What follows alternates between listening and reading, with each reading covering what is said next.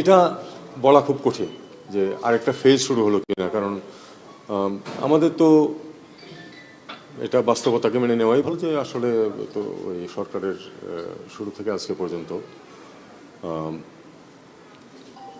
টানাপোড়েন তো আছে ভারতের সাথে টানাপোড়েন ছিল। এটা মেনে নিয়েই আমরা সবসময় বলে আসছি যে আমরা একটা গুড ওয়ার্কিং রিলেশন চাই। তো আমরা চাইলে সেটা যে হবেই এমন তো কোনো কথা নেই। তো এখন সম্পর্ক দুই পক্ষ থেকেই তো সেটাকে এগোনোর চেষ্টা করতে হবে। আমার মনে হয় আমরা দুই পক্ষ মিলিয়ে হয়তো অতটা এগোতে পারিনি, যে কারণে টানাপোড়েনটা রয়েই গেছে। ইদানিং কিছু কিছু বিষয়ে আমাদেরও আপত্তি আছে, তাদেরও নিজস্ব অবস্থান আছে। আমরা জানি যে শেখ হাসিনা ভারতে বসে, এর আগে একটা বিষয় ছিল যে তিনি বক্তব্য দিতেন শুধু আপনার সোশ্যাল মিডিয়াতে, কিন্তু সাবসিকুয়েন্টলি আমরা দেখলাম যে মেইন স্ট্রিম মিডিয়াতেও তো তার বক্তব্য এসেছে এবং সেই বক্তব্যের মধ্যে প্রচুর প্রভোকেশন আছে। এটা আপনারাও দেখেছেন, আমরাও দেখেছি।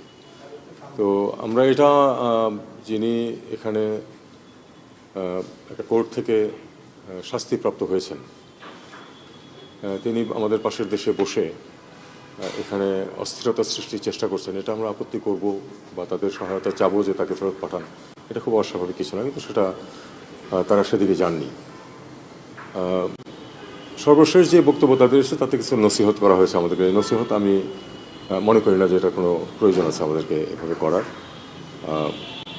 আমরা বাংলাদেশে নির্বাচন কেমন হবে এটা নিয়ে আমরা আমাদের প্রতিবেশীদের উপদেশ চাই না। আমরা এই সরকার ডে ওয়ান থেকে স্পষ্টভাবে বলে আসছে যে আমরা একটা অত্যন্ত উচ্চমানের মানুষ যেন গিয়ে ভোট দিতে পারে সেই পরিবেশ সৃষ্টি করতে চাই, যে পরিবেশ গত 15 বছর ছিল না। এখন ভারত আমাদেরকে এটা নিয়ে উপদেশ দিচ্ছে, এটা আমি সম্পূর্ণ অগ্রহণযোগ্য মনে করি এই কারণে যে তারা জানে যে এর গত আগে 15 বছর ধরে যে সরকার ছিল, যে সরকারের সাথে তাদের অত্যন্ত মধুর সম্পর্ক ছিল,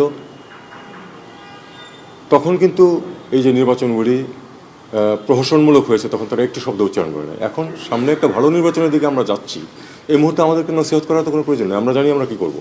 আমরা একটা ভালো নির্বাচন করবো যেটাতে মানুষ ভোট দিতে পারবে এবং যাদেরকে ভোট দেবে তারাই নির্বাচিত হবে, যেটা এর আগে গত 15 বছরে ঘটেনি। তো এই জিনিসটা আমাদের কাছে সম্পূর্ণ অগ্রহণযোগ্য।